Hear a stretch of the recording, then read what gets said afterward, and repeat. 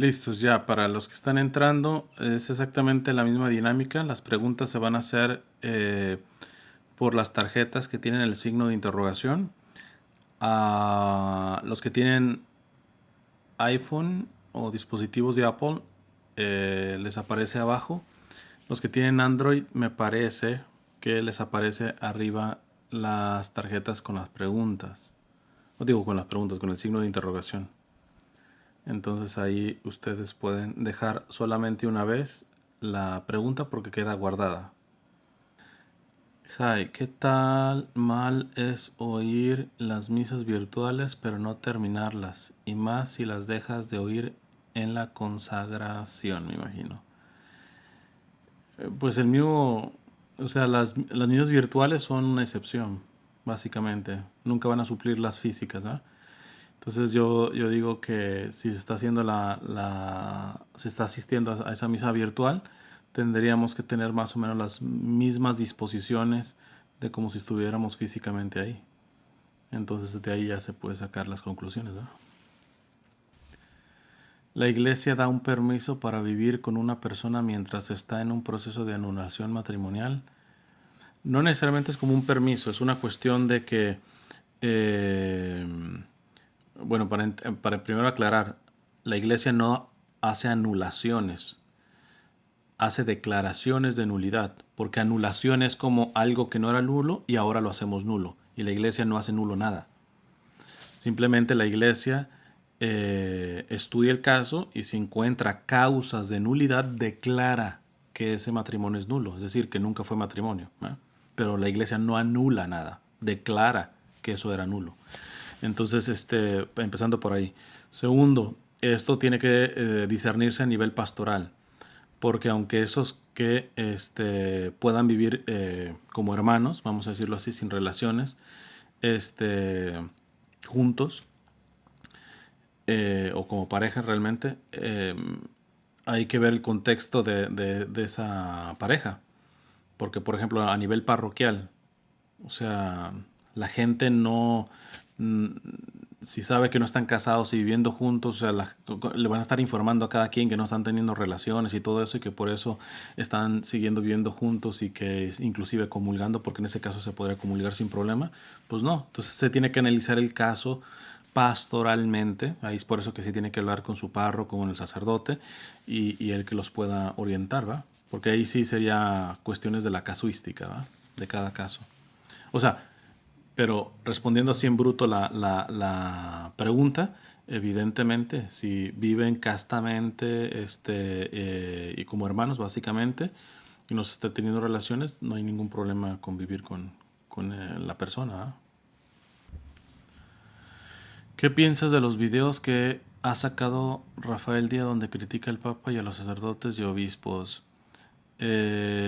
No he visto así mucho, pero además ya yo les mencioné de que, dado que he visto que muchas veces cuando me preguntan de personas muy concretas, se presta nada más a la farándula, cada vez me voy a abstener más de hablar de una persona en los lives, ¿no? O sea, ¿y qué opinas del padre tal? ¿Y qué opinas de tal?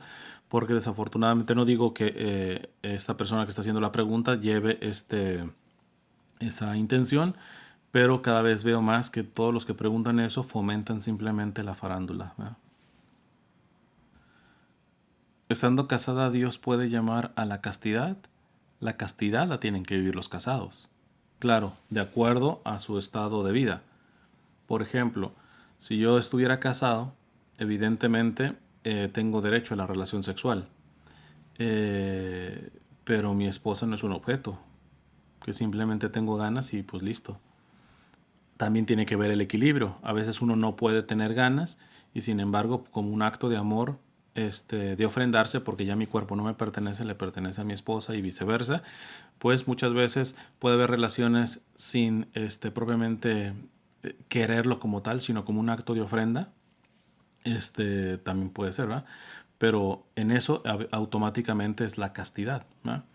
Porque la castidad es una virtud que ordena la parte de la sexualidad. Evidentemente, en el caso de los que no están casados, ese orden implica el no tener relaciones. En el caso del matrimonio, es tener relaciones, pero ordenadamente, ¿ah? No simplemente de que tienes ganas, yo tengo ganas, pues a las de tres, ¿ah? O sea, tiene que haberse más ampliamente el acto sexual. ¿Qué recursos usar para ahondar en el misterio de la cruz?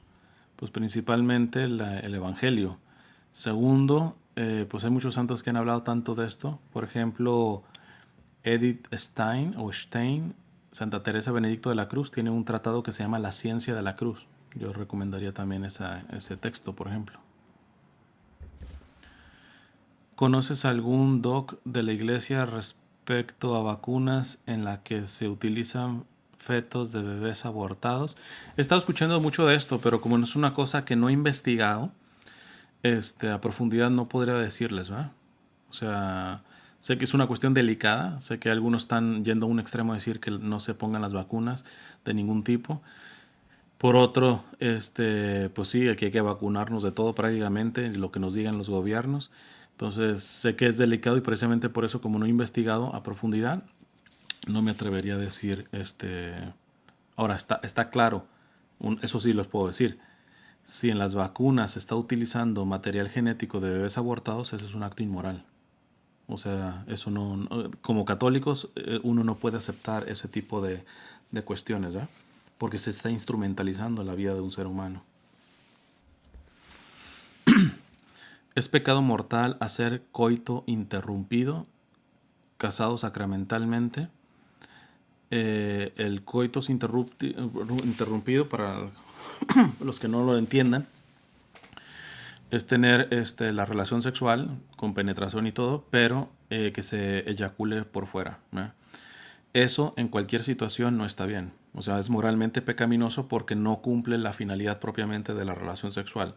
Ahora bien, en esto siempre yo invito a que se tenga una dirección espiritual con un buen director espiritual, un buen sacerdote director espiritual, porque hay cuestiones de casuística. Por ejemplo, hay lo que se llaman los actos preparatorios, ¿verdad? Sobre todo porque la mujer, nosotros nos encendamos así, rapidito, ¿verdad? Pero la mujer no. ¿Verdad? La mujer lleva un proceso más lento de prepararse. Entonces, es ahí donde tienen también su posición lo que se llaman los actos preparatorios, caricias y actos de cariño.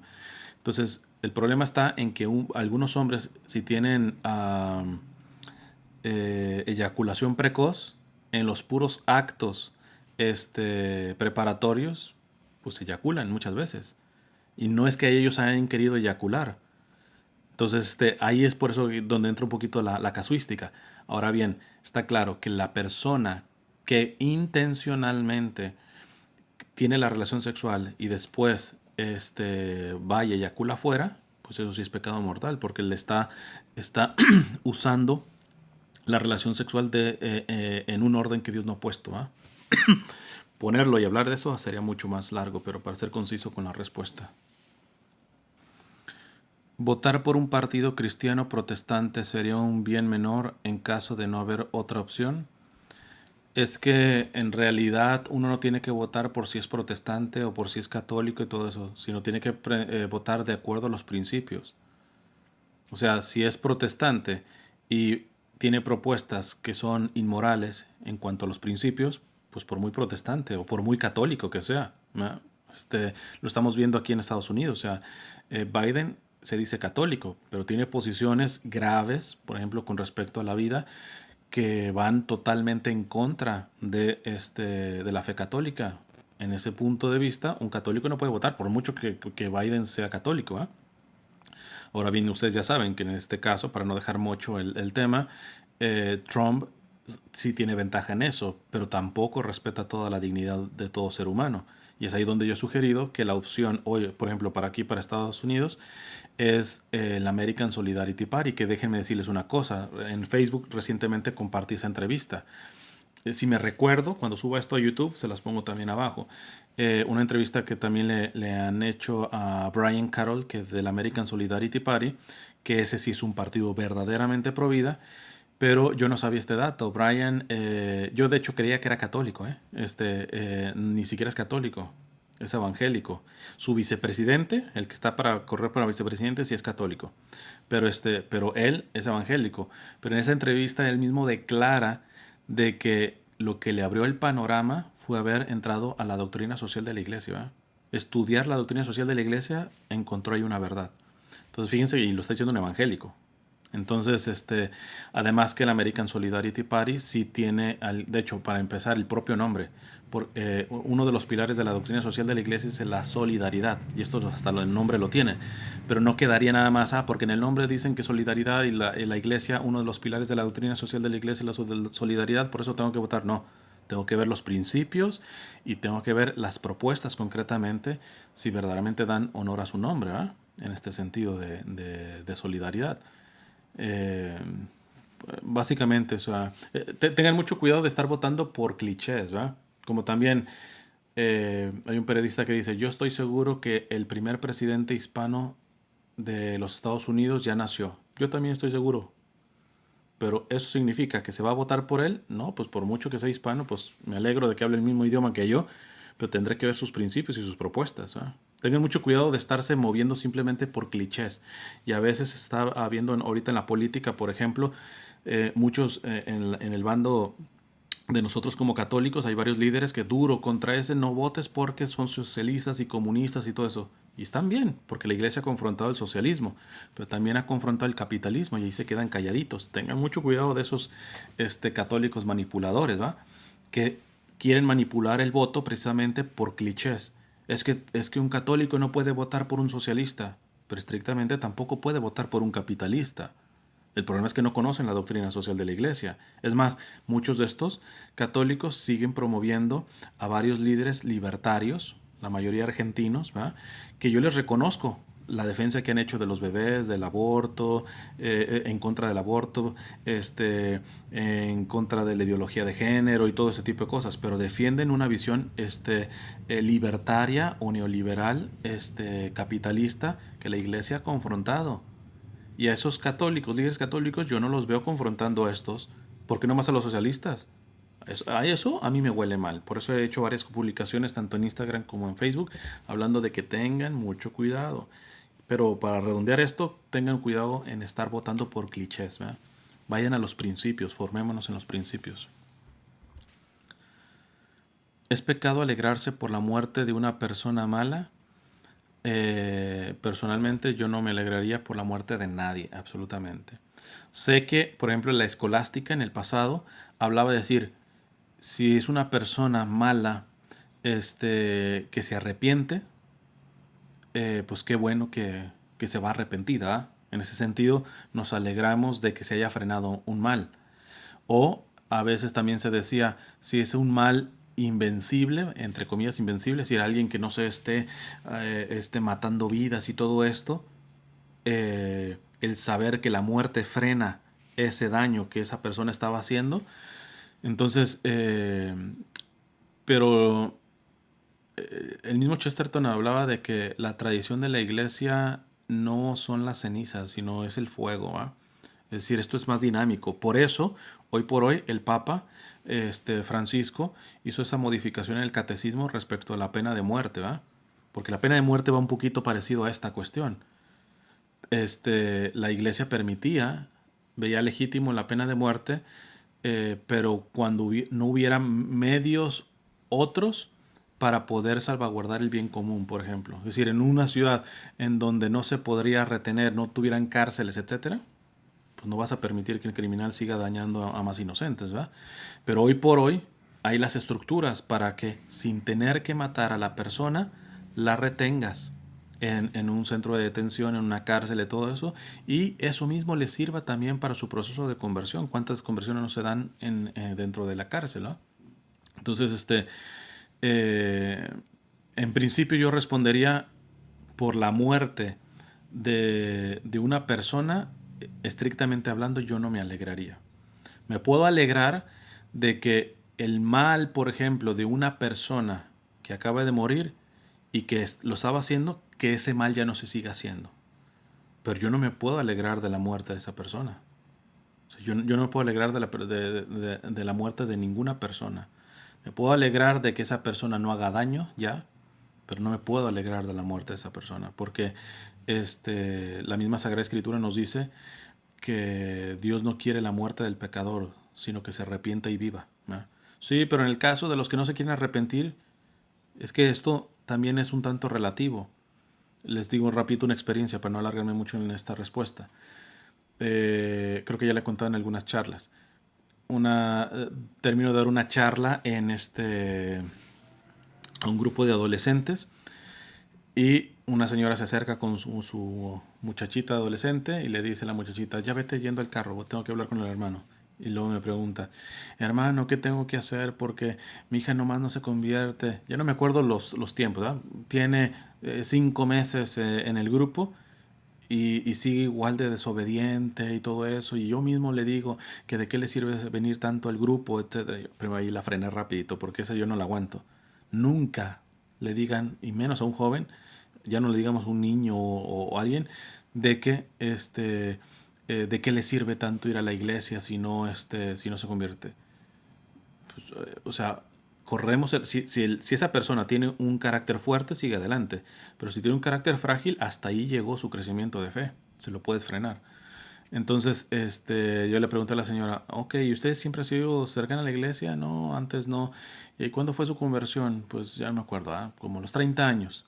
Entonces yo le terminé diciendo, a ver, explíqueme cómo usted está desesperada porque su niña no se convierte después de 5 meses de ir a un grupo y el Señor usted la estuvo esperando 30 años.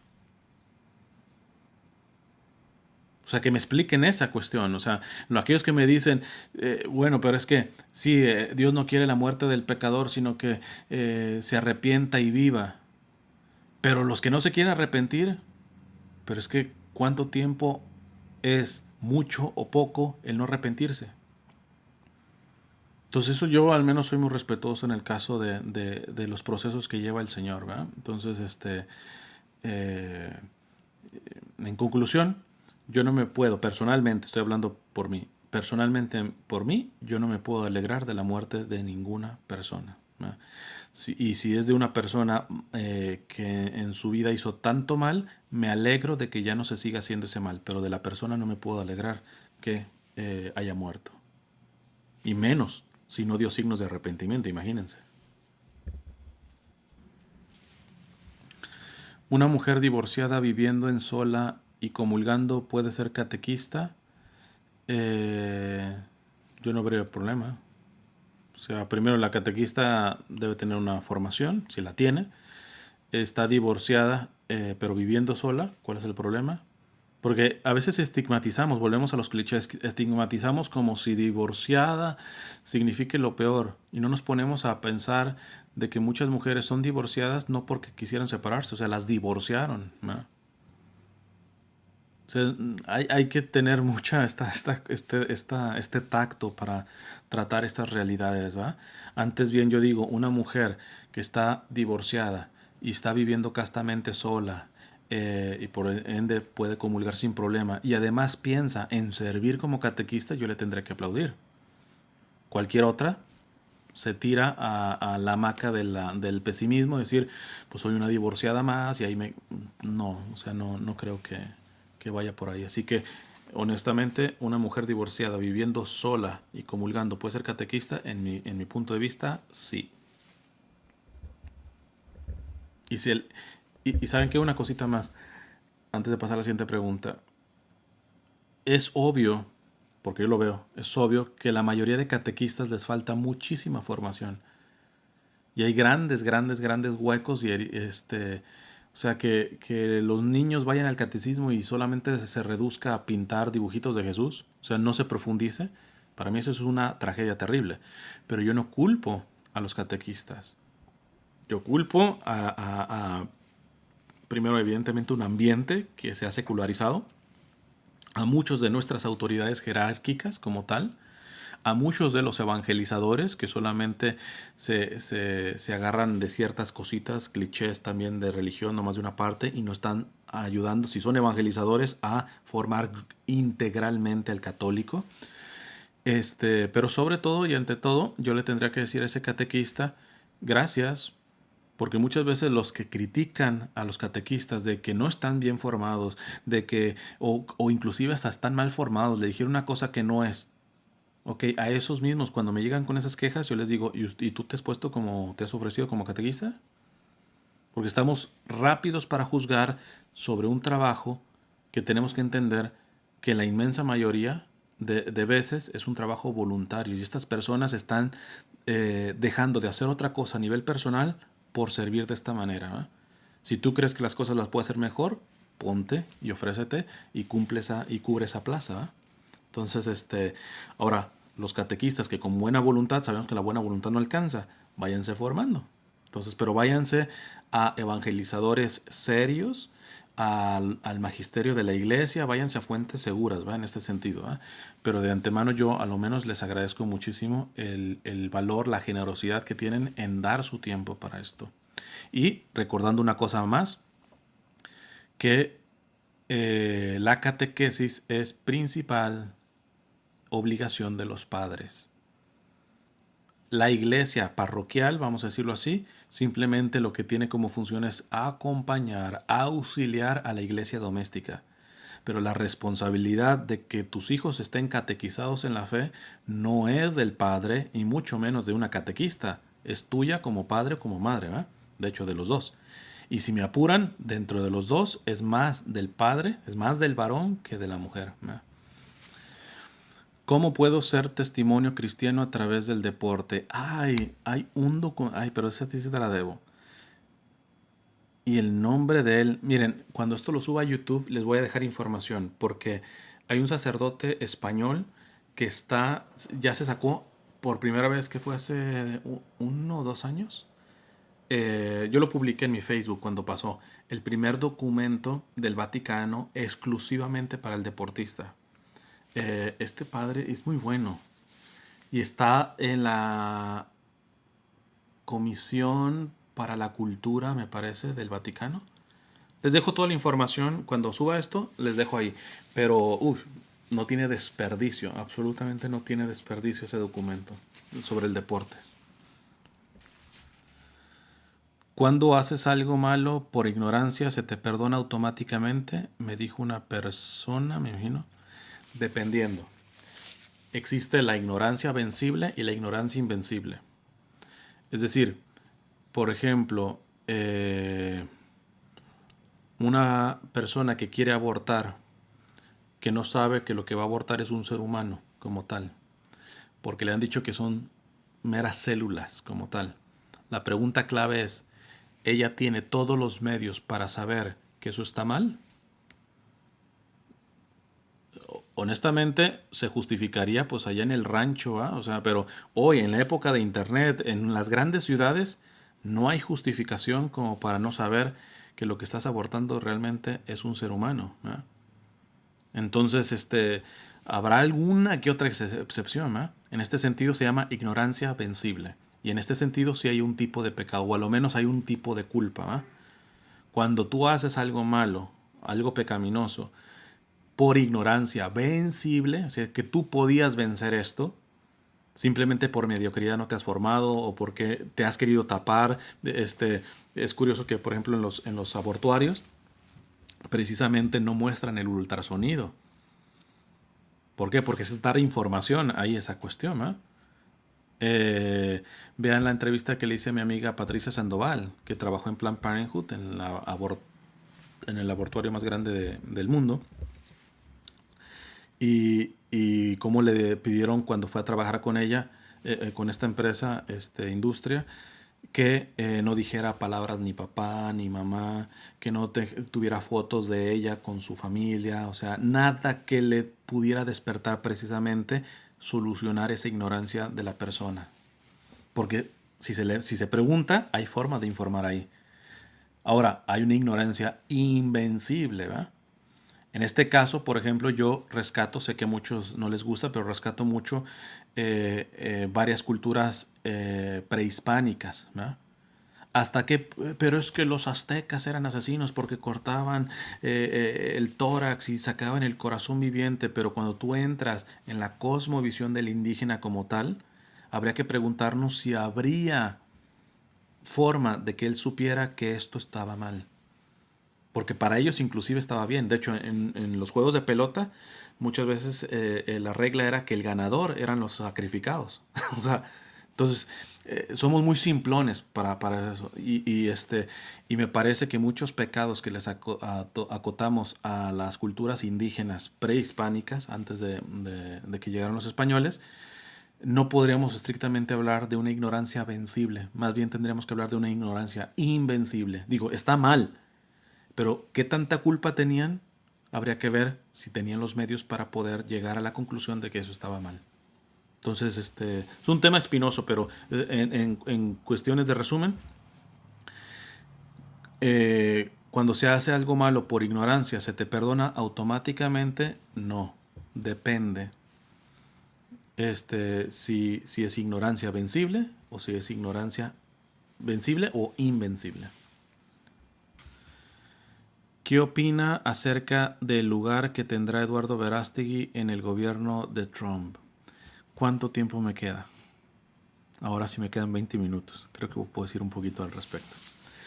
Primero, lo que tengo que decir es salvar a Eduardo, quien con obras concretas no solamente ha trabajado por la defensa de la vida del no nacido. Hemos visto cómo ha abogado, por ejemplo, por los Dreamers, que son los hijos de inmigrantes indocumentados, que llegaron también ellos indocumentados, pero llegaron chiquititos y que prácticamente son ciudadanos de aquí, nunca han vivido en México, llegaron niños básicamente, o algunos hasta bebitos. Y esto lo ha hecho y se lo ha dicho a Trump, ¿verdad? Ahora con la película que va a sacar en contra del tráfico de personas, ¿va? O sea, la primera cosa que me gustaría decir es salvaguardar de que creo, tendrá sus defectos también y todo eso, no lo estoy santificando, ¿eh? Pero me parece que en su postura y en actos concretos hay que reconocerlo que Eduardo ha trabajado por el concepto de provida en su totalidad, o trata a lo menos él de ser provida de manera integral, ¿no? Eh, Primero diría eso. Segundo, me parece que aun cuando saben mis peros contra el presidente de Donald Trump y que también saben mis cosas a favor, porque yo a Donald Trump le he reconocido de lo bueno, simplemente que no soy como varios católicos cobardones que nada más le aplauden y en lo malo se están quedando callados. Entonces, evidentemente eso no lo hace santo de mi devoción, pero dando el perfil que digo de Eduardo, yo me gusta ver más pensarlo en positivo. ¿Hasta qué punto Eduardo puede empezar a influir positivamente en las áreas más débiles del presidente? Por ejemplo, con el aspecto de la inmigración, del trato que ha sido totalmente cruel, sin generalizar, pero con gran mayoría, y esto les digo de mi propia experiencia, que trato muchos de estos casos, de que empiece a influir. Inclusive, ¿saben qué? El presidente Donald Trump hace unos meses dijo a la cadena Telemundo que estaba pensando sacar una orden ejecutiva de un tipo de reforma migratoria para ayudar a los Dreamers. Entonces, lo que yo ya publiqué al respecto, les dije, si la saca, por favor, mínimo congruencia, porque cuando Obama, que prometió una reforma migratoria, no la cumplió y terminó dando las migajas de DACA, perdón, pues hasta esas migajas uno se las agradece. Yo he visto cómo ha sido de mucha bendición para muchos Dreamers tener DACA, ¿no? Entonces yo digo, si el presidente Donald Trump, pero es que lo hace porque está en campaña, por lo que quieras y gustes, si él hace una orden ejecutiva que va a favorecer, por ejemplo, en este caso a los Dreamers, hay que reconocerle lo bueno siempre a Donald Trump y a cualquiera, también a los demócratas, ¿va? Que muchos trumpistas también acusan tanto Obama, pero no le reconocen lo bueno que hizo, ¿va? Entonces tengan cuidado, dice nuestro Señor, digan sí cuando es sí y no cuando es no. Y en mi caso, por eso soy libre en ese sentido, ¿va? Entonces en esta parte, quiero pensar en positivo. Y yo decía,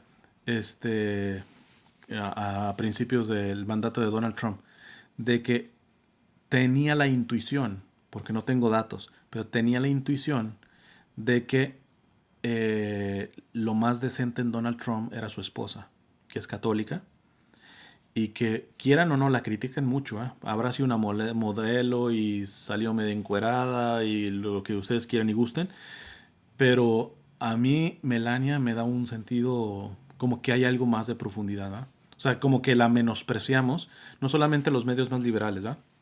Entonces yo sí creo personalmente que Melania ha sido algo de beneficio para la conciencia del presidente, ¿verdad?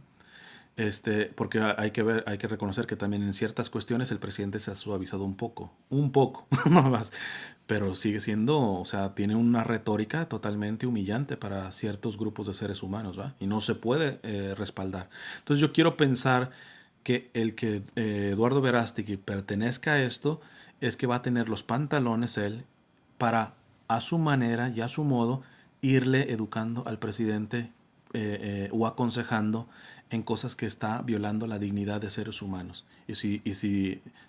Claro está, si Eduardo Verástegui más bien se alinea a esta cuestión de Trump, de que sí termina violando dignidades de seres humanos, pues me daría tanto pesar por Eduardo. Pero quiero pensar en positivo, que ahorita que está arrancando va a servir más bien para poder ayudar al presidente a tener más sensibilidad en una cosa que verdaderamente o desconoce o conociéndola tiene el corazón duro ante la dignidad de ciertos grupos de seres humanos, ¿verdad? Entonces yo lo veo bien que vaya a estar como consejero del presidente. Ni sacerdote debe enseñar documento social de la iglesia. No sé si la pregunta es si el sacerdote debe enseñar la doctrina social de la iglesia. Claro que la debe de enseñar. Y no se crean el cuento de que muchos están diciendo como que es una cosa accidental o secundaria. No, es esencial a la fe. Porque una fe católica que no sea concreta como lo pone la doctrina social de la iglesia se queda en un mero espiritualismo. O sea, la manera que tú compruebas que lo que dices a nivel intelectual, retórico sobre tu fe, se demuestra poniéndolo en práctica y para eso el filtro es la doctrina social de la iglesia, ¿verdad? Entonces no es una cuestión meramente accidental. Tan no es accidental que parte de la doctrina social de la iglesia vamos a ver que en Mateo 25 va a ser el protocolo con el que seremos juzgados. Inclusive nuestro Señor nos dice que habrá gente que dijo, prediqué en tu nombre, hice milagros en tu nombre. No los conozco, no los conozco. Entonces no es garantía simplemente creer bien católicamente, no, no, no. Se nos va a pedir como en Mateo 25, porque tuve hambre y no me hiciste comer, tuve sed y no me hiciste beber, fui inmigrante y forastero y no me recibiste, etcétera, etcétera. ¿Va? No es una cuestión accidental la cuestión social de la doctrina social de la iglesia. Por lo tanto, el sacerdote debería estar predicando sobre esto. ¿Cómo guardar la humildad en tener pensamientos de creerme ya santo? Eh, yo creo que lo que ayuda mucho es varias cosas. Una es tener director espiritual y verdaderamente llevar un tipo de contabilidad con él, ¿va? De lo que pasa dentro de mí al estar hablando, al hacer las cosas y todo eso, y ahí puede ser. Lo otro, creo que ayuda muchísimo la lección divina, que es el método más antiguo para leer, meditar y orar con la Sagrada Escritura. Porque la palabra de Dios es viva y es como dice, es como una espada que va hasta lo más profundo. Y en lo más profundo ahí nos va tocando en esta cuestión. Y tercera, yo lo que te diría es que se pidiera esa gracia de la humildad diariamente, ¿verdad? Y en este sentido pueden ayudar mucho las letanías de la humildad del cardenal Merry de Val, pueden ayudar mucho. Es el no nacido el más pobre de los pobres, dependiendo de qué se entiende por pobreza, ¿eh? Entonces hay la pobreza negativa, pobreza positiva. Está en la parte negativa y positiva a nivel espiritual, negativa y positiva a nivel material. En el caso material, pues desde luego, o sea, no tiene nada materialmente hablando como tal. Si a lo que te estás refiriendo de pobreza es en cuanto a vulnerabilidad, desde luego, es el más vulnerable, el no nacido. Lo cual no significa cuidado, porque muchos que se dicen pro vida absolutizan la visión solamente en referencia al no nacido porque es el más vulnerable. Sí, pero eso te hace pro nacimiento si te quedas ahí. O sea, porque al final la dignidad del no nacido como del nacido es exactamente la misma.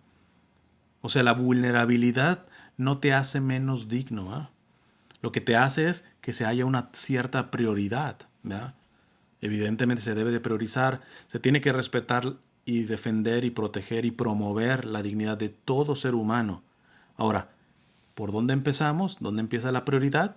En los más vulnerables. Y entre ellos hay que reconocer que el más vulnerable es el no nacido. Pero eso no excluye de que, sobre pretexto de esto, ignoremos la vulnerabilidad de los nacidos. Porque a eso hemos llegado. Y como esto ya lo identificaron los políticos, por eso es casi nulo encontrar un político que verdaderamente defienda la vida en toda su integridad. Pero esto es culpa de nosotros. O sea, yo les he dicho, por ejemplo, acá en Estados Unidos, si se han molestado algunos grupos pro vida, les digo, en el día que ustedes le digan a los republicanos, te he apoyado porque tú defiendes al no nacido, listo. Pero humillas tantas otras vidas, las de los migrantes, las de tantas cuestiones, con la pena de muerte y todo eso. ¿Sabes qué? Desde hoy tú ya no tienes voto mío si no defiendes la vida en su totalidad. Prefiero votar nulo, que no significa abstención. Hasta que hagamos eso, van a ir aprendiendo estos políticos de que lo nuestro es en serio, que nosotros no nos vamos a quedar con la defensa de un grupito nada más. Porque esto es medio capcioso, ¿ah? O sea, es una verdad que el no nacido es el más vulnerable, pero lo hemos agarrado ya como un cliché para justificar el hecho de que si se siguen humillando más vidas, no hay problema. Con que esté defendiendo al no nacido, hemos provocado por eso una política, una visión social corrompida. Y el católico tiene que promover y defender la dignidad de todo ser humano, ¿eh?